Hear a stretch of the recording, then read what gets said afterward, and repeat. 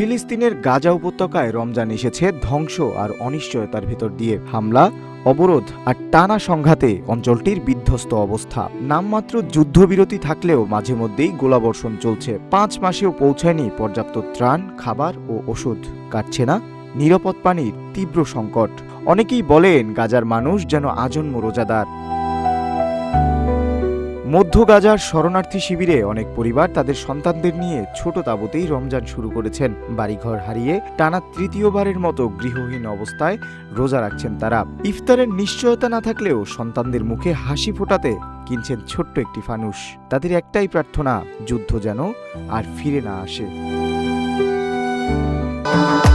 ভবিষ্যৎ হোক নিরাপদ, বিনিয়োগ হোক বিশ্বস্ত, আর আমার পছন্দ সল্ট বে।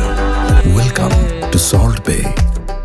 গত 2 বছরে গাজায় 70,000-এর বেশি ফিলিস্তিনি নিহত হয়েছেন। 2025 সালের মার্চে রমজানের দ্বিতীয় সপ্তাহে লড়াই ফের শুরু হলে সীমান্ত বন্ধ হয়ে দুর্ভিক্ষ দেখা দেয়। সেই ভয় এখনও তাজা। জাতিসংঘের ওয়ার্ল্ড ফুড প্রোগ্রাম বলছে ফিলিস্তিনের অসংখ্য পরিবার মানবিক সহায়তার উপর নির্ভরশীল।